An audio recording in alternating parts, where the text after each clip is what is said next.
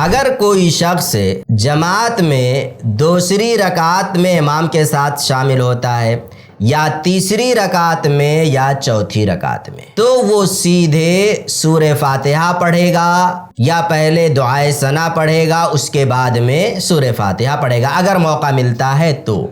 یعنی امام کو تیسری رکعت میں پایا، امام کھڑے تھے، اب آیا وہ شخص، اب اللہ اکبر کہنے کے بعد میں سیدھے وہ سورہ فاتحہ پڑھنا شروع کر دے گا یا پھر دعائے ثنا پڑھے گا، اس کے بعد سورہ فاتحہ پڑھے گا۔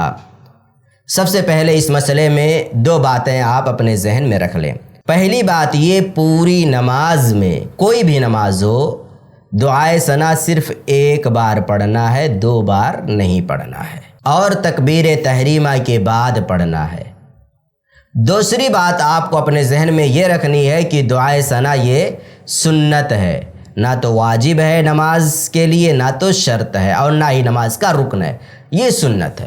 دونوں باتوں کو سمجھنے کے بعد میں اب دیکھیں مسئلے کو۔ کوئی شخص امام کے ساتھ دوسری رکعت میں شامل ہوتا ہے یا تیسری رکعت میں یا چوتھی رکعت میں، تو امام کی وہ دوسری رکعت ہو، تیسری رکعت ہو، چوتھی رکعت ہو، پر جو شامل ہو رہا ہے امام کے ساتھ میں، وہ اس کی پہلی رکعت ہوگی۔ امام کی چوتھی رکعت ہے اور ابھی آپ آئے امام کے ساتھ چوتھی رکعت میں شامل ہو رہے ہیں، آپ جو امام کے ساتھ چوتھی رکعت پڑھیں گے وہ آپ کی چوتھی رکعت نہیں کاؤنٹ کی جائے گی، بلکہ وہ آپ کے لیے پہلی رکعت ہوگی، گویا کہ آپ نے ابھی ایک رکعت ادا کی۔ جب آپ کی وہ ایک رکعت ہوگی، پہلی رکعت آپ کی وہ مانی جائے گی، تو پھر پہلی رکعت میں تو دعائے ثنا ہے۔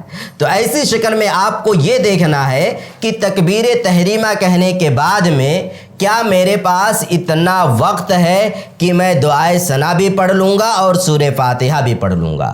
اگر آپ کو لگتا ہے کہ اتنا وقت مجھے مل رہا ہے کہ میں دعائے ثنا بھی پڑھ سکتا ہوں اور سورہ فاتحہ بھی پڑھ سکتا ہوں، تو آپ پڑھ لیجئے دونوں۔ لیکن اگر آپ کو یہ لگ رہا ہے اگر میں دعائے ثنا پڑھنے لگوں گا تو پھر مجھے سورہ فاتحہ پڑھنے کا موقع نہیں ملے گا اور تب تک امام رکوع میں چلے جائیں گے، تو ایسی شکل میں آپ کو دعائے ثنا چھوڑ دینا ہے اور سورہ فاتحہ سیدھے پڑھنی ہے تکبیر تحریمہ کے بعد۔ کیوں؟